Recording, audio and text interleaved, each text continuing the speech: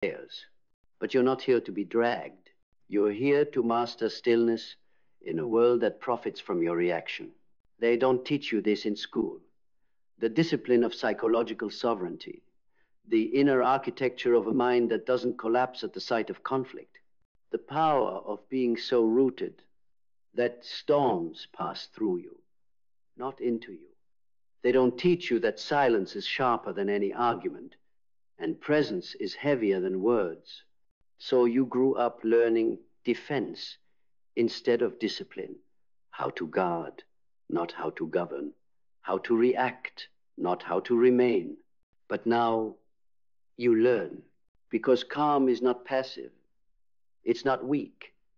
It's not disinterest dressed in detachment. Calm is a weapon forged in awareness. And to stay calm, no matter what people do, is not to care less. It is to care precisely, intentionally, powerfully. It begins with a single shift, from emotional reactivity to psychological mastery. You don't have to respond to every insult. You don't have to match every tone. You don't have to play in every performance people drag you into. You only need to remember this.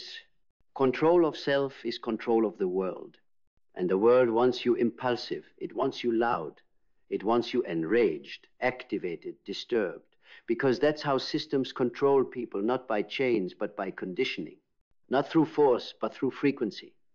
If they can control your response, they don't need to control your action. You become your own prison. So you must return to the breath, to the body, to the now. Because in the now, nothing can control you.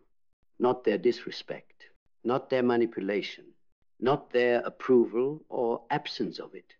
You remain unmoved, not because you're numb, but because you've felt everything and chosen not to be ruled by it. Carl Jung spoke of the shadow, the unconscious part of ourselves we repress, project, and deny. The more unaware we are of it, the more it controls us. And so when someone triggers you, it's not about them. It's about the fragment within you that they touch. They don't make you angry. They reveal the anger you haven't met. They don't make you insecure. They awaken the part of you that still doubts your worth. And until you sit with that shadow, until you make peace with those broken pieces, people will own you. They will own your mind with a comment, your mood with a glance, your whole day with a tone. But once you bring your shadow into the light, you become untouchable, not because you've escaped the darkness, but because you've integrated it. You no longer fear being triggered because you study your triggers. You no longer fear disrespect because you've already chosen your worth.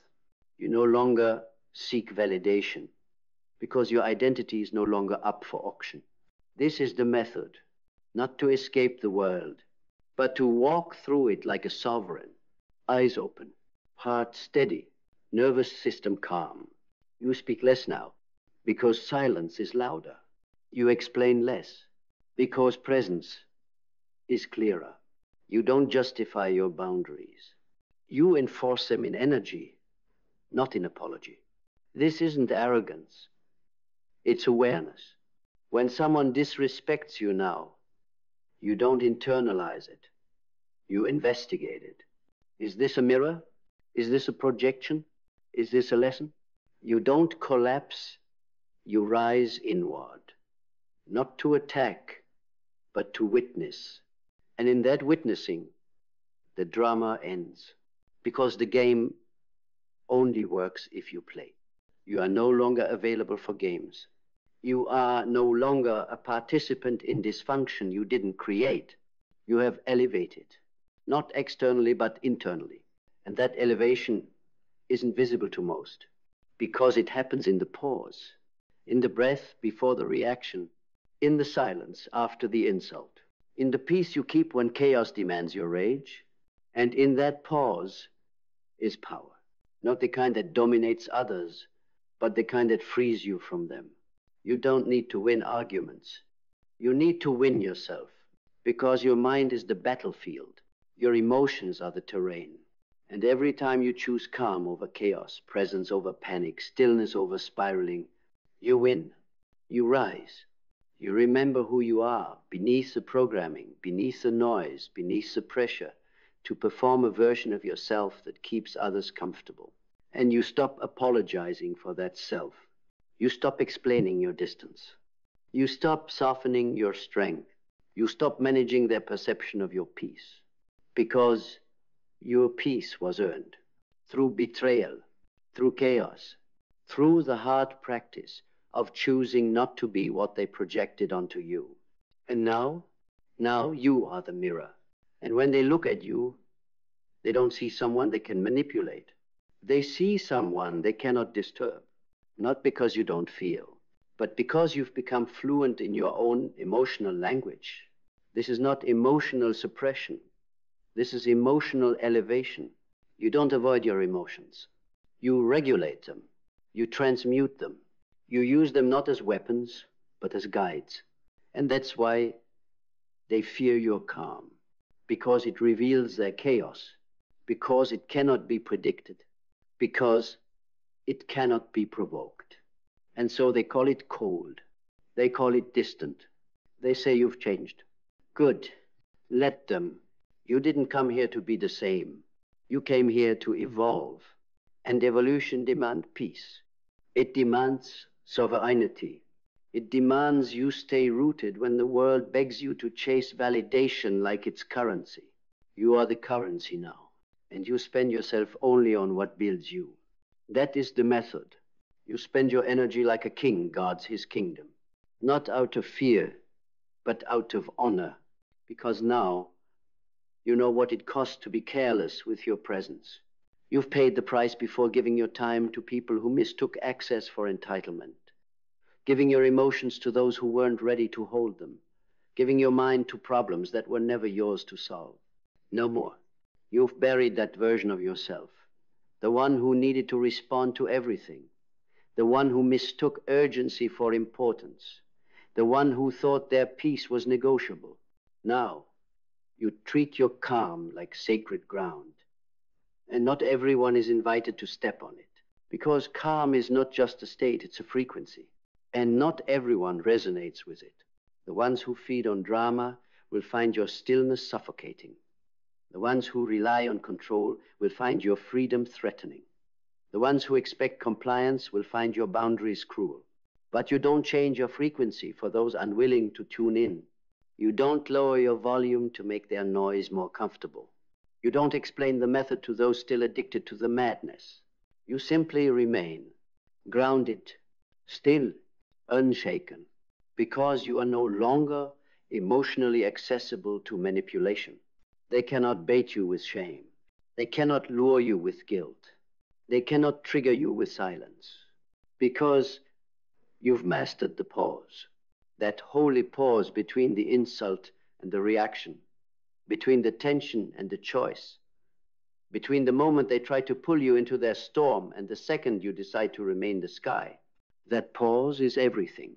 It's where you meet yourself, where you rewire your instincts, where you say, not this time, not this version of me, not this energy, not this peace. They will call it ego, but it's not ego. It's clarity.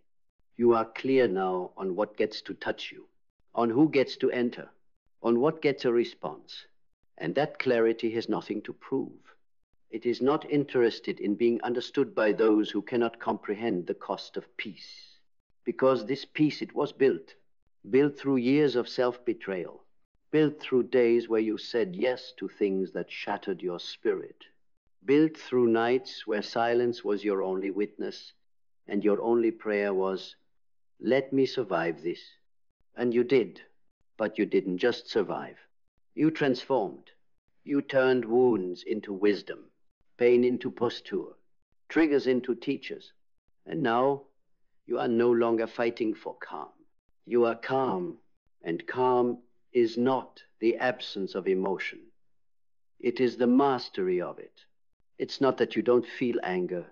It's that you know when it serves you and when it enslaves you. It's not that you don't feel fear. It's that you refuse to let it make decisions for you. It's not that you don't feel pain. It's that you refuse to bleed on those who didn't cut you. This is inner discipline. Not the rigid kind, but the rooted kind, the kind that moves like a tree in the wind, bending, never breaking. You adapt, but you don't abandon. You feel, but you don't collapse. You listen, but you don't absorb. And that's why people will start to say, there's something different about you. Because their island, you're no longer at war with yourself. You're no longer fighting battles you've already won. You're no longer confusing reaction with responsibility. You've unplugged from the game. The game where the loudest one wins. The game where attention is mistaken for power. The game where chaos is mistaken for passion. You've exited that system. And now you build your own. A system where your nervous system is the authority. Where your breath is your compass. Where your intuition is not debated, but obeyed. And in this system, your calm is not a luxury. It's the foundation. Because when your mind is calm, you can see clearly. When your emotions are steady, you can choose wisely. When your energy is intact, you can live freely. And that's the method. Not control over others, but mastery over self. Because true strength is not in how you strike. It's in how you stay centered when the world pushes you to lose yourself. And now you stay centered. Not by force, but by choice. And that choice becomes your quiet revolution. You stop responding to every emotional invitation like it's a command. You stop explaining your peace like it needs permission. You stop shrinking your stillness just to make others feel more comfortable in their chaos. Because now you see the truth with unflinching clarity. Most people don't want your calm. They want your reaction. Because a reaction gives them power. A reaction proves they matter.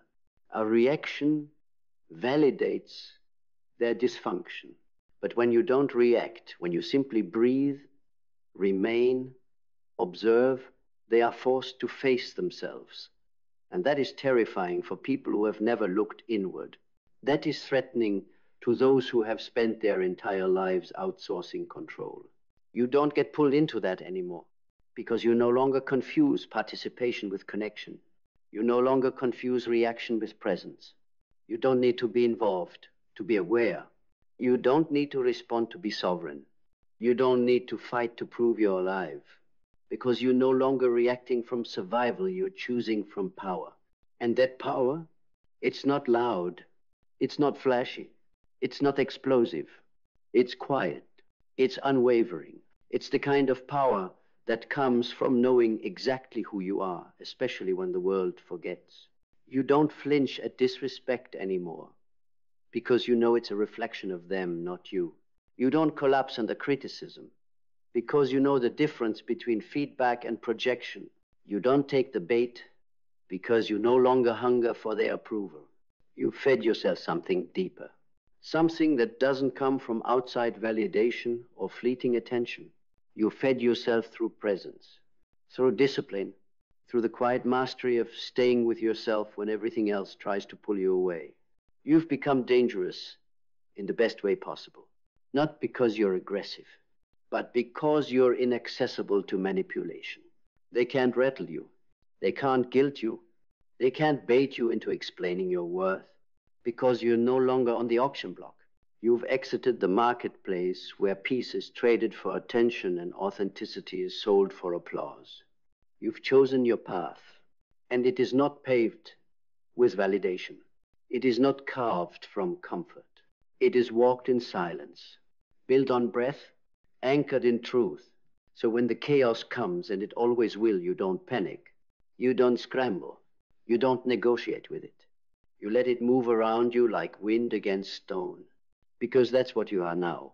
Stone, not cold, not hard, but solid, immovable in your clarity, untouched in your essence, unshaken in your knowing. And yes, people will talk. They'll say you're distant. They'll say you've changed. They'll say you don't care. But that's only because they no longer have access to the version of you that needed to be everything for everyone. That version is gone. Not bitter, just buried. In her place stands something truer, something stronger, something so calm so steady, so rooted that even when the storm screams your name, you do not answer. Not because you can't, but because you won't. Because you finally understand that peace is not something you find, it's something you become. And once you become peace, there is no going back. You no longer chase closure. You no longer demand apologies. You no longer need them to understand the depth of your silence. Because your silence is no longer empty. It is full of everything you used to explain. It is not the absence of words, it is the presence of wisdom. And when you speak now, it's deliberate, precise, calm. Because calm is not the absence of emotion, it's the presence of direction. You don't speak to be heard. You speak to align. You don't speak to correct. You speak to affirm. You don't speak to control. You speak to command your reality. And when you don't speak, it's not weakness. It's restraint, the kind forged by fire, the kind built from years of over-explaining, overextending, overgiving, until you finally realized you don't owe anyone your disruption. You don't owe anyone your nervous system. You don't owe anyone the performance of being uncalm so they can feel in control. You've learned that their chaos is not your responsibility. And that is the greatest act of maturity, not reacting to make others feel better about the storms they refuse to face. Now, you walk through life with a rhythm, a still rhythm, one foot in presence, the other in intention. You move slow, not because you're unsure, but because your mind is no longer racing to prove. You listen more not to respond, but to absorb, to discern, to choose the right action rather than the fastest one. Your body softens, your eyes sharpen, your voice settles into something real. Not inflated, just rooted. And that rootedness, it radiates. People feel it when you walk into the room. That energy that doesn't ask for attention, but naturally draws it. The quiet confidence of someone who does not flinch when things fall apart. The kind of presence that makes loud people quieter, that makes liars uncomfortable, that makes manipulators exposed, that makes chaos lose its power. Not because you resist the storm, but because you are the storm's teacher. Because staying calm is not the absence of storms, it's becoming the eye within them. And now you carry that eye everywhere, into your relationships, into your work, into your past, into the parts of you that used to beg for peace, but now know how to hold it. This is the art of transmutation, taking the emotion and making it power, taking the trigger and making it a tool, taking the insult and using it as insulation. Because nothing outside of you owns you anymore. You have upgraded from reaction to response, from defense to discernment, from needing to prove to knowing you never had to. You don't need everyone to like you. You don't need everyone to understand you. You don't need to be chosen, because you've already chosen yourself again and again and again. And that choice is permanent, even when you're doubted, even when you're judged, even when you're left. You remain, not because you're stubborn, but because you're free.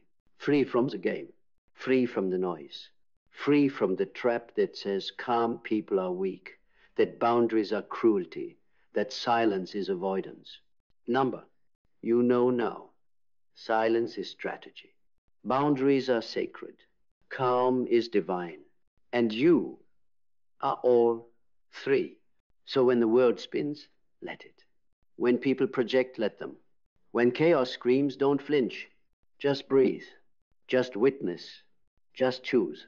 Because in that breath, in that calm decision to not give them what they expect, you take back your life. One moment at a time.